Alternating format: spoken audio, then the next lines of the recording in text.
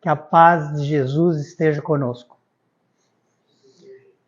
Nós encontramos no livro, que foi escrito pelo Humberto de Campos, já na fase em que ele se assina Irmão X, pela psicografia do livro Relatos da Vida, quando ele nos conta uma história sobre Jesus, ocorrida junto a Jesus, e que ele chamou no cristianismo nascente.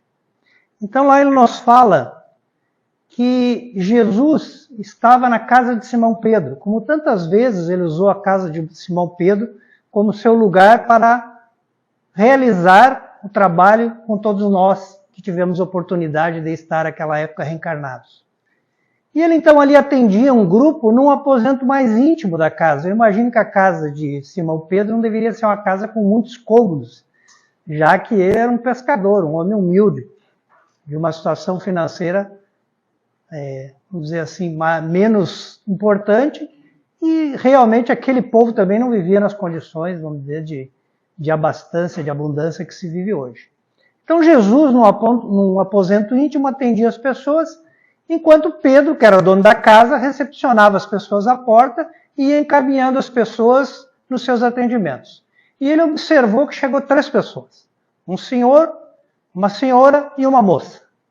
E ele percebia que os comentários que as pessoas faziam, meio que sussurrando, meio que falando baixinho, ele conseguia entender que as pessoas estavam, na verdade, procurando em Jesus um feiticeiro, um milagreiro, um homem que fazia providências para que as pessoas atingissem objetivos materiais mediante pagamento. Isso incomodou muito ele. E ele, então, foi para o aposento em que Jesus atendia e disse, olha, tem 3 pessoas aí muito desrespeitosas. Eles estão querendo que o senhor converse com eles. E aí o Jesus, que estava atendendo outras pessoas, disse, olha, Pedro, eu estou atendendo as pessoas para que eles não esperem, então tu vá até eles e verifique a melhor forma que nós podemos encontrar para ajudá-los. O Simão Pedro voltou e foi ouvir as pessoas. O primeiro tratava-se de um comerciante de nome Ilaquim, que ele estava ali porque ele pretendia que Jesus o ajudasse a adquirir uma vinha, uma plantação de vinho de um tio que estava muito adoentado, quase a morrer, e ele tinha esperança que antes que o tio morresse ele conseguisse comprar aquela vinha num preço muito barato. A segunda senhora que se apresentava, de nome Deia, relatava a ele que uma amiga da família acabou roubando-lhe o marido, que foi viver com ela, abandonando o lar, e que ela não só desejava matar essa companheira, e para isso contava com a ajuda de Jesus, como também ela queria que o esposo voltasse para casa. E por último, uma jovem que relatava que ela estava noiva, mas que ela começava a perceber que o noivo cada dia estava mais desinteressado.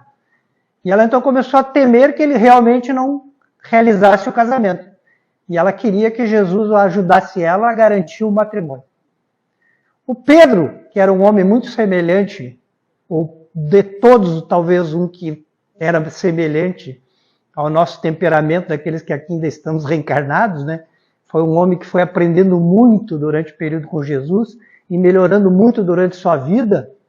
Mas de início ele não entendia bem o que era a propósito de Jesus e ele ainda guardava os traços daquela pessoa rude. Então ele, percebendo o que as pessoas desejavam, ele começou a xingar todos eles. Parou ele aqui e ele falou, olha, Jesus não ajuda a roubar pessoas. Então você se vai embora. Você que não consiga o teu negócio, você que não consiga realizar nada. Aí para a mulher que pretendia ajuda para matar a que roubou seu marido, disse, Jesus também não faz isso. Jesus está aqui para amar as pessoas. E provavelmente teu marido te abandonou porque tu é exatamente assim, desse jeito, querendo prejudicar, matar, fazer crimes. Por isso que ele foi embora. E você, minha jovem, que era a terceira, para mim, na minha opinião, quem corre atrás de homem desse jeito é meretriz. Então ele era um cara bastante rude no modo de pensar. Os 3 ficaram apavorados, saíram correndo.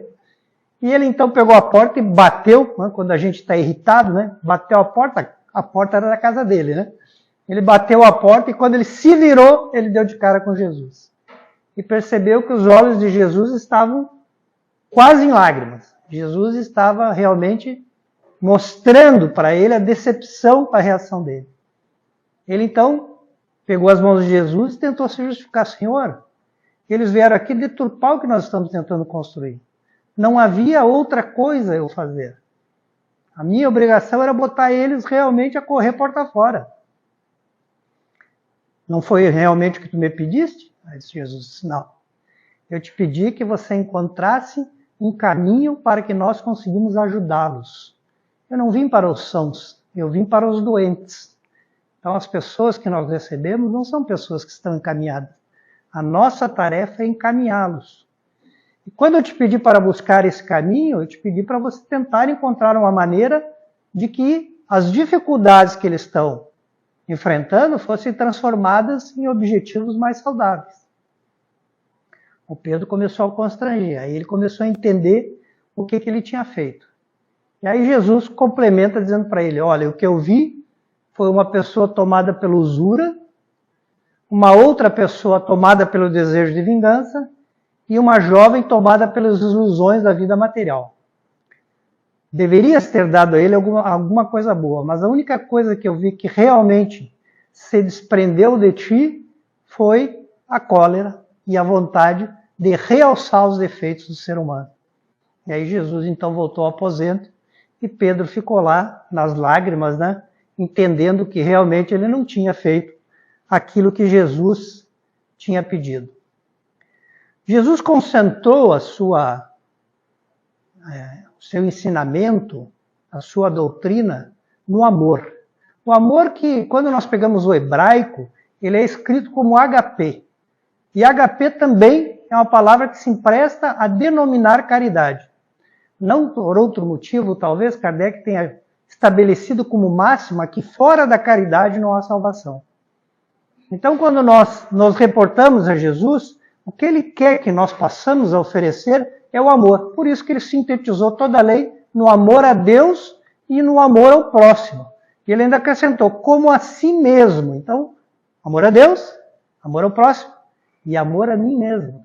Isso que Jesus nos ensinou. E preocupado com isso, Kardec, na questão 886 do Livro dos Espíritos, teve o cuidado de perguntar para os amigos espirituais qual seria realmente o sentido da caridade, da palavra caridade, assim como Jesus entendia. Olha que pergunta curiosa, né? Provavelmente a gente tem a nossa definição de caridade agora. Nesse momento nós estamos pensando, o que será que os espíritos responderam que seria caridade? E os espíritos respondem através de 3 frases. Eles dizem, benevolência para com todos, indulgências para as faltas alheias e o perdão das ofensas. Talvez não tenha batido exatamente onde a gente imaginou, né? Talvez a gente se imaginasse que estava fazendo caridade e não se encontrou aí. Eu vou tentar falar das 3, vou inverter um pouquinho a ordem aqui só para ficar uma sequência melhor, mas vamos falar primeiro de ter benevolência com todos. Benevolência é você agir no bem. É você ter boa vontade com as pessoas. É você querer fazer pelas pessoas alguma coisa que lhes faça bem. Então a benevolência, quando nós vamos no Evangelho segundo o Espiritismo, ela está lá no capítulo 9, que fala, bem-aventurados os brandos e pacíficos. Aí tem um título que diz, a indulgência. E quando a gente lê, eles dizem, os espíritos, que a indulgência ela tem 2 consequências práticas. A pessoa indulgente ela tem 2 características imediatas se ela realmente age com essa benevolência. A afabilidade e a doçura. 2 coisas que, a meu ver, hoje a gente está se descuidando bastante, né? Que Pedro se descuidou mais ainda, né? No momento ele não foi nem um pouco afável, né? E não foi nem um pouco, nós poderíamos dizer, também doce com aquelas pessoas. Então a gente tem que emprestar no tratamento que a gente tem todo dia com as pessoas essas 2 coisas, se a gente pretende agir de forma benevolente.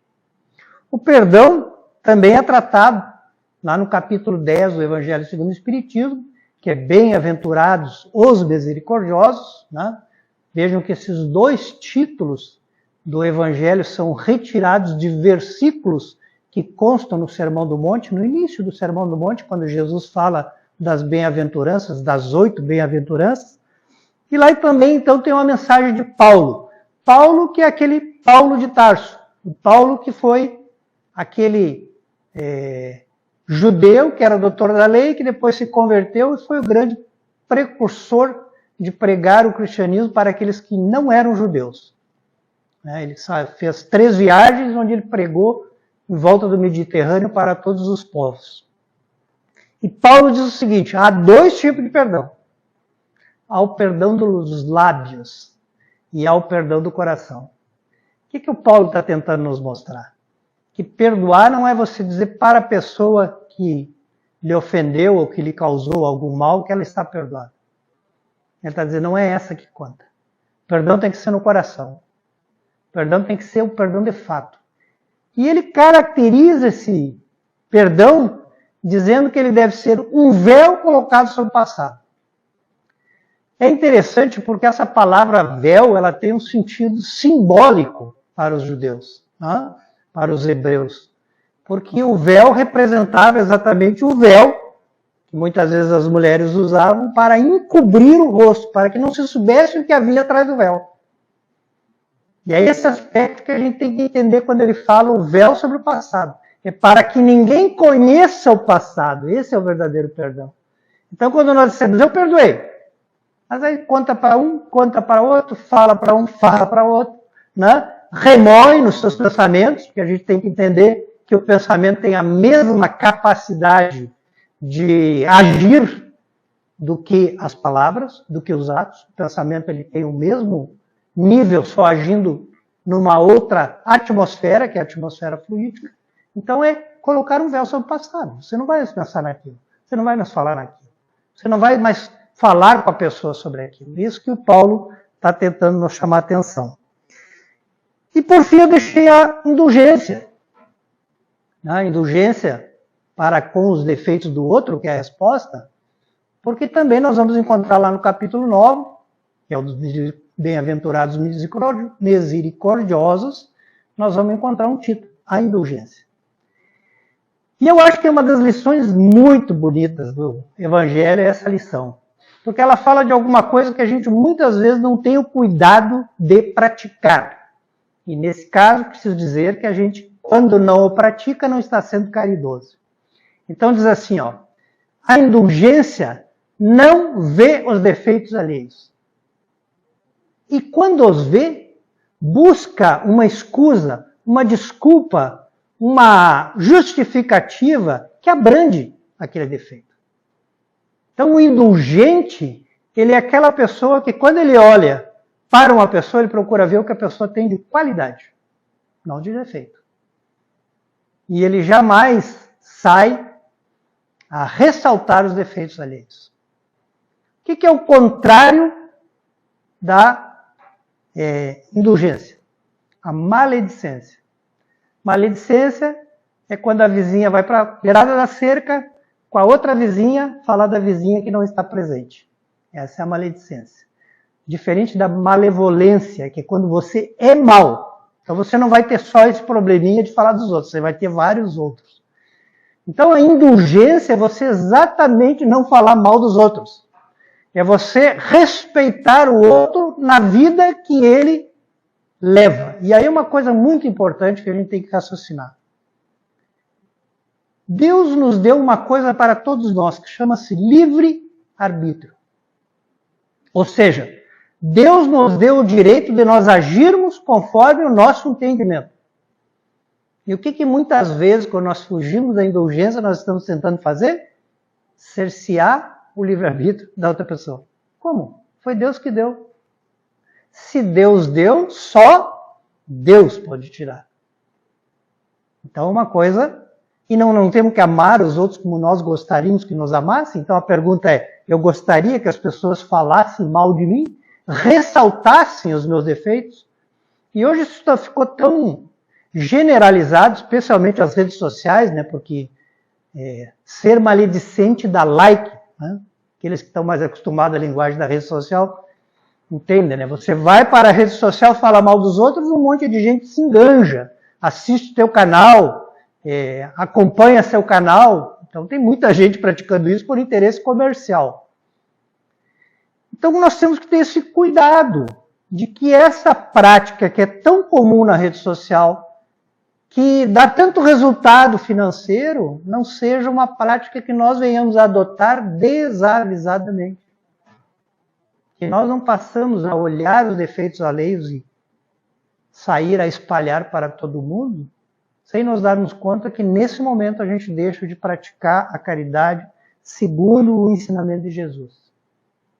Jesus falou disso quando ele, fazendo o Sermão do Monte, então nós sabemos que o Sermão do Monte, Mateus transcreveu para nós no capítulo 5, 6 e 7 de Mateus. Então lá quando ele começa o capítulo 7, ele fala exatamente essa questão. E Mateus está escrevendo o que Jesus disse. Certo? Ele está simplesmente transcrevendo o que ele ouviu de Jesus. Então diz ele que Jesus diz assim: não julgues para não seres julgados. E diz mais, ele diz, como é que nós temos tanta facilidade de ver um cisco lá no olho de outra pessoa? E a gente não consegue enxergar que no nosso olho tem um poste. Então Jesus já alertou para isso. A gente primeiro tira o cisco, Jesus diz, hipócritas. Primeiro tire o palanque do seu olho. Depois, então, você pode pensar, e não pode, na verdade, que daí você não estaria sendo indulgente, né? Porque daí você não vai pensar, você vai se dar conta que o teu poste era tão grande, vai ficar com vergonha, que você vai dizer, não, nem é cisco, não, é o olho dele que é diferente. Tá? Não por outro motivo, Jesus também, quando foi chamado para dar a sua opinião sobre a mulher adúltera, que, segundo a tradição de Moisés, na sua lei civil, na lei civil de Moisés, constava que a mulher adúltera deveria ser apedrejada até a morte. Gozado que não constava nada para o homem adúltero. Né? E todo mundo que for adúltero tem que ser par, né? Não tem como ser sozinho. E aí Jesus foi convidado. Jesus, o que nós devemos fazer? Ela foi pega ao adultério. Apedrejamos ou não apedrejamos? Era, na verdade, uma tentativa de mostrar que Jesus não tinha sabedoria de julgamento. Jesus baixou a cabeça e começou a escrever na areia, com um gravetinho. E as pessoas ficaram, ué, ele não vai responder? Até que um lá disse, e aí, qual é a resposta, Jesus? E Jesus levantou seus olhos para ele e falou, aquele que não tiver pecado, atire a primeira pedra. Então a gente sabe que todo mundo foi embora, e quando Jesus se levantou, ele disse, ué, mulher, ninguém te apedrejou, né? E ela disse, não, então vai e não peques mais. Esse é o procedimento que nós aprendemos com aquele que a gente fica feliz de dizer que é o nosso mestre. Mestre é professor, é aquele que nos ensina, é aquele que se transformou para nós no caminho, na verdade e na nossa vida. Não é isso? Então a gente tem que tentar, dentro das nossas possibilidades, segui-lo. Eu vou citar aqui para vocês um fato que ocorreu com uma menina que chama-se Malala. Hoje ela não é tão menina, mas na época ela tinha 13 anos, 12 anos, eu acho que seria mais preciso, nessa idade. Desculpa, 15 anos. Deixa eu me corrigir aqui. E essa menina, há 3 anos, ela vinha escrevendo num blog que chamava-se, ela era do Paquistão, e ela escrevia no blog que chamava-se Diário de uma Estudante Paquistanesa. Então, por que ela escrevia esse diário? Porque lá em 2008, na região em que ela morava, que é um vale, o Vale de Swat, assumiu como líder daquela região um líder do Talibã. Não vou aqui entrar em detalhes, mas a gente sabe que o Talibã é uma parte do islamismo que é bastante radical. Especialmente é extremamente conservador, né? Então todas aquelas práticas de que mulher não pode sair na rua, se mulher não pode andar sem véu, mulher não pode isso, mulher não pode aquilo, quando nós estamos falando do Talibã, elas são mais radicais. Tá? E esse líder, em 2008, mandou que todas as meninas que estavam estudando não estudassem mais. Fechar as escolas para menina, porque lá também as escolas são para menina e para menino. Ele mandou fechar todas as escolas para meninas. E por que ele mandou fazer isso? Porque essas pessoas mais radicais entendem que a mulher não tem que se preparar para a vida profissional. Ou que elas não têm o direito de se realizar na intelectualidade como homem. Então a mulher, nessa concepção retrógrada, na minha opinião, né, eles imaginam que a mulher é para cuidar dos filhos e da casa. Acabou. Tanto é que a mulher não pode sair da rua, a não ser que ela tenha um documento assinado pelo marido que autorizou a saída, né? Senão ela é presa. E nós estamos falando de 2008, tá, gente? O pai da Malala Yousafzai, ele era dono da escola onde ela estudava. E ele se dava muito bem com os militares daquela região. Então ele pediu que os militares garantissem que a escola dele continuasse aberta. E algumas pessoas que dedicam a sua vida para tentar mostrar ao mundo essas coisas, vamos dizer assim, menos comuns, essas coisas que chocam, né, muitos, especialmente alguns jornalistas ingleses, começaram a fazer reportagem e pediram se não haveria alguém das meninas que aceitasse falar sobre o assunto. E ela então começou a falar, e aí ela começou a escrever o tal do diário que era replicado na BBC de Londres. Então, nesse ano de 2012, quando ela então estava com 15 anos, 2 jovens entraram no ônibus escolar. Ela, quando saía do colégio, ela pegava o ônibus, como aqui também muitas crianças fazem. E perguntou, quem é Malala? Ela disse, sou eu. Ele deu dois tiros nela e feriu mais 2 meninas. Tá? Um tiro na boca. Ela tem a cicatriz até hoje. Porque ela estava falando no seu blog que as meninas precisavam estudar. Tá? A Malala, ela foi premiada com o Prêmio Nobel da Paz em 2014. Na verdade, foram duas pessoas que receberam essa premiação. Ela e um indiano, Siddhartha, se não me engano. Então ela teve esse reconhecimento, ela ficou 10 dias em coma, ela ficou 6 dias lá no Paquistão, aí ela teve uma assistência exatamente dos ingleses, né, por conta desse envolvimento, né, que ela tinha com eles, e aí eles acharam melhor trazer ela para a Inglaterra, onde ela vive até hoje, e ela ficou mais 4 dias em coma, depois acordou, recuperou-se, e hoje ela participa de alguns eventos, de muitos eventos.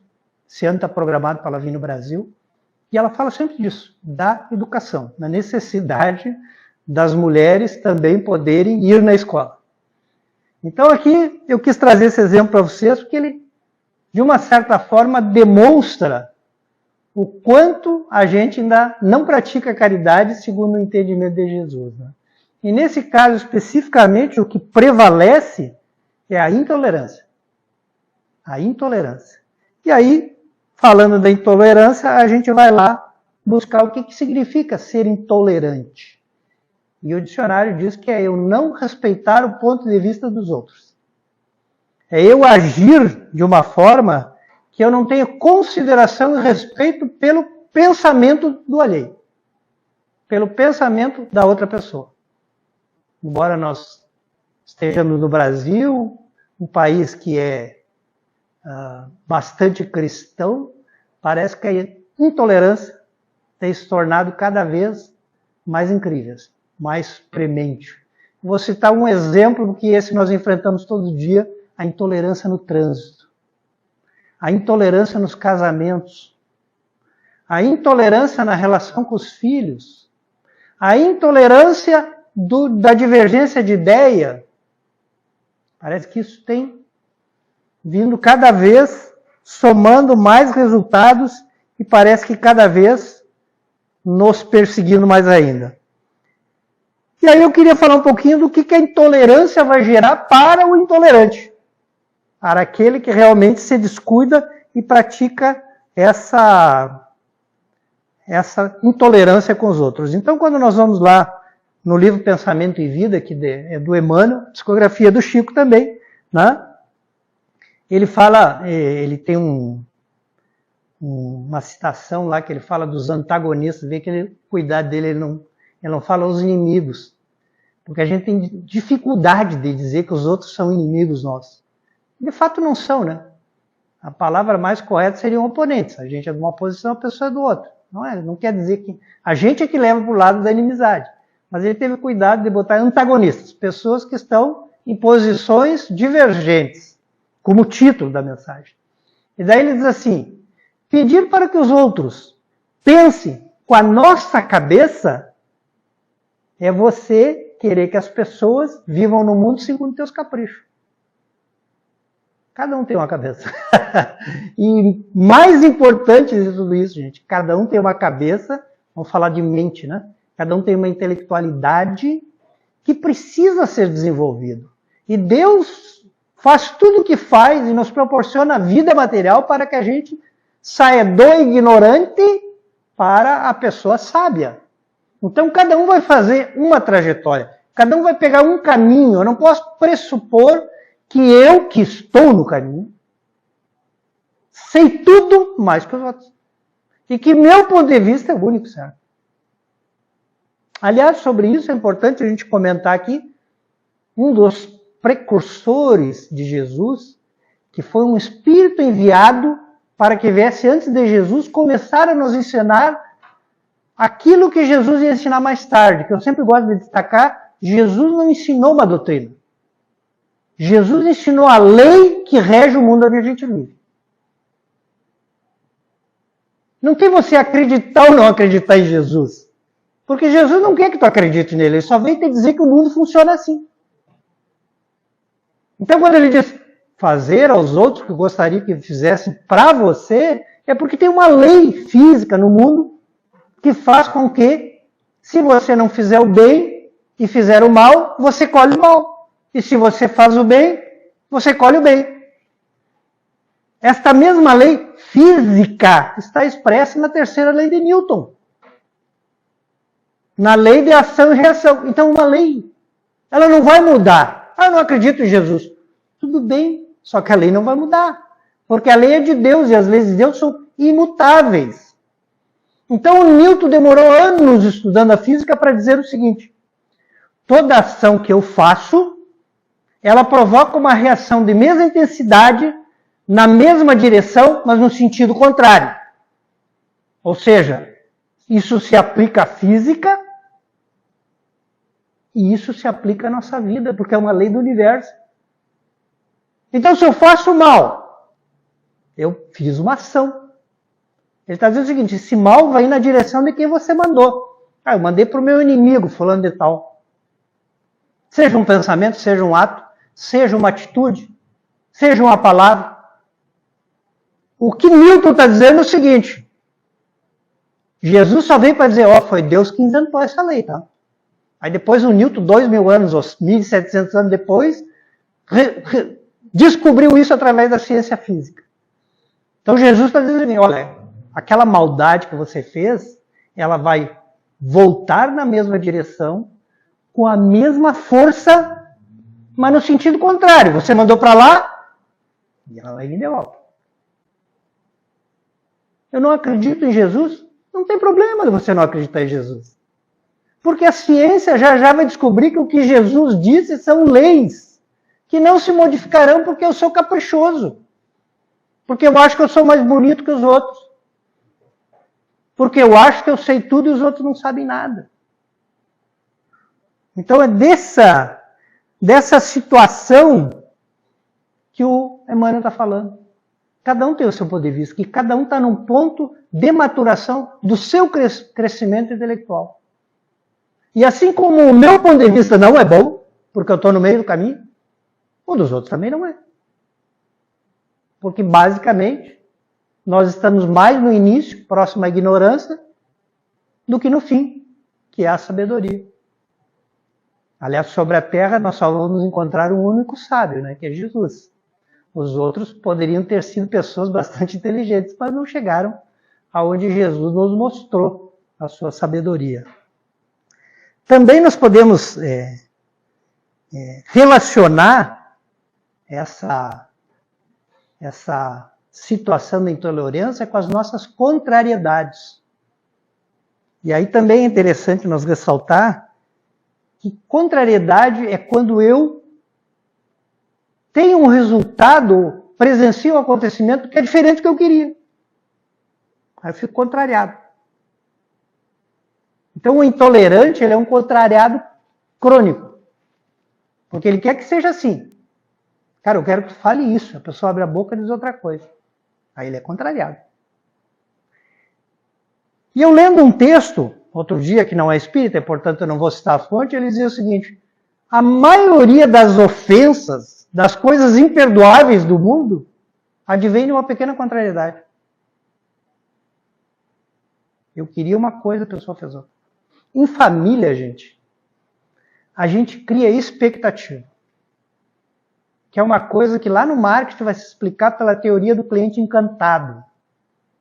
A nossa percepção da gente ficar feliz ou não, nada tem a ver com a realidade. Tem a ver, eu crio uma expectativa, eu percebo uma coisa, se essa coisa é mais do que eu queria, eu fico feliz. Eu sou encantado. Se essa coisa é menos do que eu queria, eu fico infeliz. É o cliente insatisfeito. Então, quando nós falamos em contrariedade, é bom a gente ter em mente que a gente está falando da nossa expectativa. Então, em família, eu queria ter um pai assim, assado. Meu pai não é nada disso. Ele não atende à sua expectativa. Talvez ele seja muito melhor do que você mereça. Eu não gosto do meu irmão, porque o meu irmão é assim, assim, assim. É a expectativa que você botou nele. Meu filho não fez nada do que eu quis, sim, mas é a tua expectativa. Ele tem que viver pelas expectativas dele. É o que Emmanuel diz. Nós queremos que as pessoas tenham pontos de vista que atendam ao nosso capricho. Então, o filho tem que ser como eu quero, meu irmão tem que ser como eu quero, meu pai tem que ser como eu quero. Senão eu sou um cara contrariado. Senão a contrariedade é uma coisa que não vai sair da minha vida. E a gente tem um pequeno problema, quando a gente é contrariado, que é a gente se melindrar. E o que é o melindre? O melindre é quando uma coisa acontece desse tamanho e eu percebo, lembra que eu disse? A expectativa é percepção. E eu percebo que ela é 10 vezes maior. Alguém diz assim para mim de manhã: bom dia. E a pessoa diz: está mal educado. Essa pessoa não tem educação, me dá um bom dia. Uma pessoa lhe deu bom dia. Imagina se ela passasse e ficasse calada. Se ela não lhe desse o bom dia. Isso é um melindre. A coisa não foi do tamanho que foi. Você percebeu a coisa do tamanho do seu defeito, se vocês querem saber. Porque a gente projeta no outro o defeito que a gente tem. Se aquele bom dia nós damos quando estamos muito mal-humorados, nós vamos achar que aquela pessoa é que nem nós, e ela deu um bom dia porque ela está mal-humorada. Se alguém olha para nós e a gente achar que é aquele olhar que eu faço de atravessado, nós vamos achar que ele está olhando atravessado para mim. Mesmo que depois a gente descubra que a pessoa era cega. Aí a gente já brigou, já fez aí já perdeu. Né? Já perdemos a estrebeira, como diz o gaúcho. Então, nós temos que se cuidar também com isso. As coisas têm que ser percebidas dentro de uma realidade. Você não pode partir do pressuposto que a pessoa fez o que você acha que fez. Isso também volta para a relação familiar. As pessoas não querem entender o ponto de vista do outro. Elas vão entender o outro pelo seu ponto de vista. E esse realmente é o problema. Immanuel Kant diz que para nós vivermos em sociedade, foi um filósofo, morreu em 1804, famoso, na psicologia especialmente, mas também na pedagogia. Ele diz o seguinte, que a nossa preocupação para viver em sociedade deveria ser o nosso aperfeiçoamento, o nosso melhoramento e a felicidade dos outros. Mas a gente quer que os outros se aperfeiçoem e nós sejamos felizes. A gente só inverte a coisa, né? Não, o importante é o outro ser educado, o outro sem melhorar e eu ser feliz. Ele não concluiu isso porque ele achou bonito, tá, gente? Ele concluiu isso porque ele observou o ser humano como filósofo e ele percebeu que é isso que dá certo. É quando você cuida do seu melhoramento e você cuida da felicidade dos outros. Aí dá tudo certo. Quando a gente inverte, dá tudo errado, obrigatoriamente. Muito bem. Quando a gente partiu para a contrariedade, essa contrariedade a gente botou um pouco de melindre, deu uma exagerada, e a gente já começou a ter problema, a gente cria um negócio que os médicos chamam de neurose e controle. Neurose é um comportamento emocional inadequado. Neurose do controle é aquele cara que diz, eu tenho que controlar tudo. Por quê? Já pensou se eu for contrariado? Já pensou se acontece uma coisa que eu não quero? Já pensou se acontece uma coisa que eu não estou esperando? Já pensou se acontece uma coisa que vai prejudicar o meu direito? Toca a campainha e diz um cobrador. Não, era o vizinho que veio lhe dar uma cesta de presente. Toca o telefone e diz, deve ser um problema no emprego. Não, é o irmão que ligou para saber se você está bem. Então a neurose do controle começa a levar você ter frustração toda vez que acontece alguma coisa e você vai imaginar que não era o que você queria, mesmo antes de saber se é aquela coisa. E aí, essa neurose do controle começa a nos fazer pessoas extremamente preocupadas. Porque a preocupação é, unicamente, de que não ocorra nenhuma contrariedade ao que eu quero. Como se a gente fosse o centro do universo e o universo devesse funcionar para não nos contrariar. E quando a gente começa a somar todas essas coisas, a falta de habilidade de lidar com contrariedade. Vamos substituir a palavra contrariedade, vamos botar obstáculo. Mas nós não estamos aqui para passar por obstáculos para que a gente se torne melhor. A gente não vai para a universidade, não tem a prova, que é um obstáculo, que a gente tem que passar por ele para se tornar melhor. O nosso trabalho, que a gente tem que ficar 8 horas, os 8 horas não é um obstáculo que vai fazer nós ganhar alguma coisa no final do mês. A nossa vida vai ser cheia de obstáculos. Porque Deus está sempre planejando o nosso melhoramento. E a gente só se melhora quando a gente é experimentado. A gente quer ser o soldado que ganha todo mês, mas nunca vai para a guerra. E muito menos faz o cri-cri, né?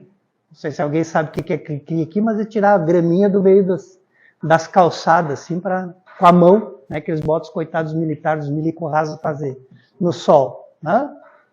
A gente não quer nada disso, a gente não quer nem serviço na guarita do quartel. Pior ainda se for do fundo, que é virado para o cemitério, aí que eu não vou mesmo. De noite, de madrugada. Então a gente não quer uma coisa que Deus está planejando para nós, todo dia. Todo dia ele está buscando um obstáculo para que nos melhore, para que a gente se torne o atleta, gente. Para que ele ganhe muito bem e seja um atleta de performance, ele tem que todo dia botar um obstáculo maior do que ele enfrentou no dia passado. Por isso que ele se torna exímio no que ele faz. Imbatível no que ele faz. E Deus quer que a nossa inteligência seja imbatível e nosso moral seja imbatível. Então ele tem que nos treinar todo dia, todo dia. E a gente não entendendo isso se enche de preocupação, de melindres. Está sempre o contrariado crônico que eu digo.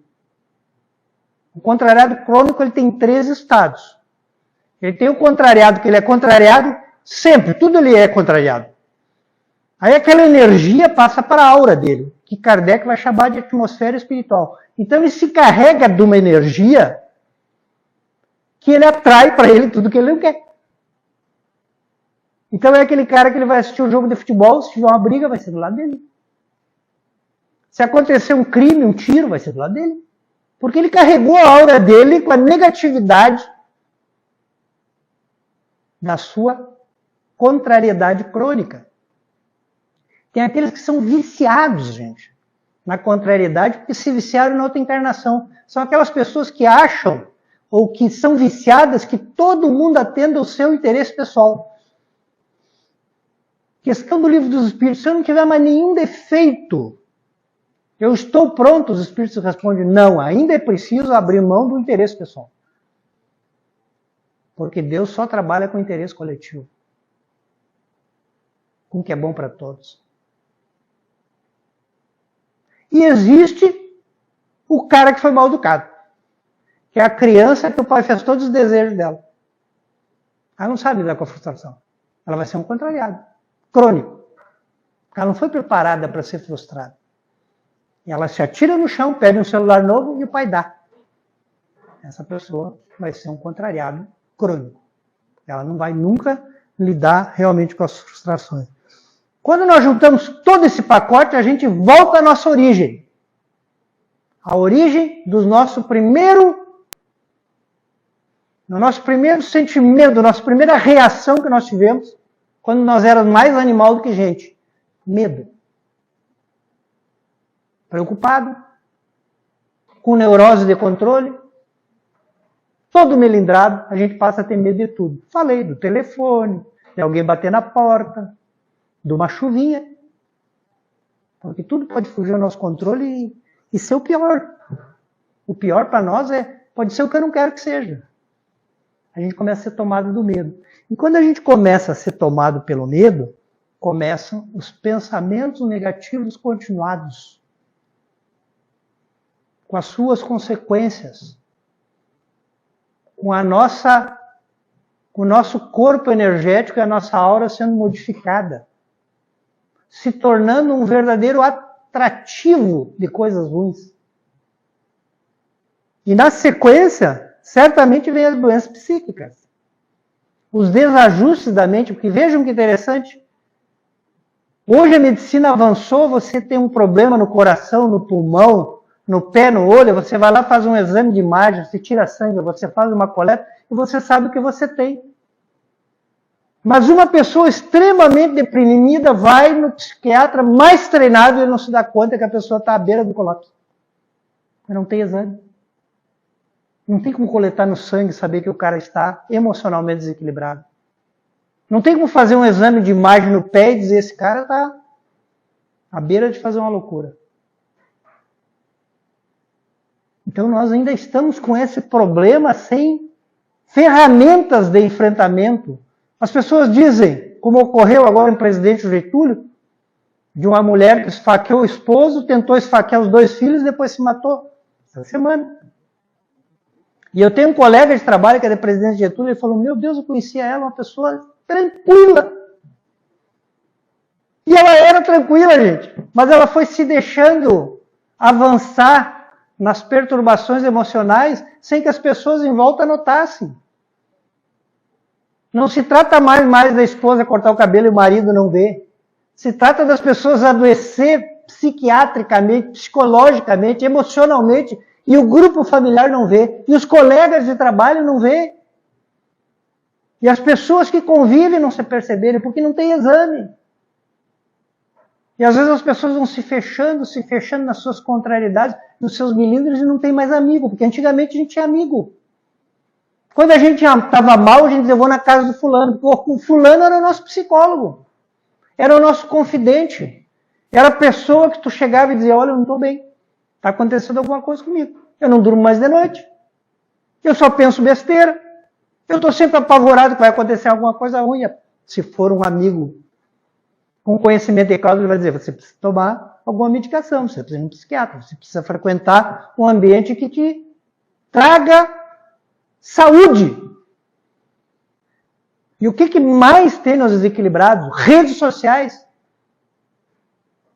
O celular que deveria estar a nosso favor, hoje é a nossa maior arma que a gente usa todo dia. Porque a gente está vivendo num mundo que não é mais um mundo que a gente está inserido, é o mundo do telefone, daquilo que a gente escolhe assistir. Aquele mundo que a gente vive. E não o mundo que a gente está vivendo, onde tem nossos familiares, onde tem nossa casa, onde tem nosso automóvel, nosso emprego, porque a gente não sai, a gente nunca está lá. A gente está lá no emprego, mas a gente está aqui, ó. Então você está dentro do celular, naquele mundo que você está escolhendo viver. Porque ali você escolhe. No mundo real você não escolhe.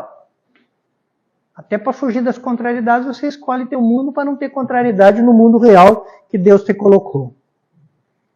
E aí, quando nós voltamos ao capítulo 9 do Evangelho segundo o Espiritismo, os brandos e pacíficos, tem uma lição que eu recomendo para todos ler, que fala da cólera.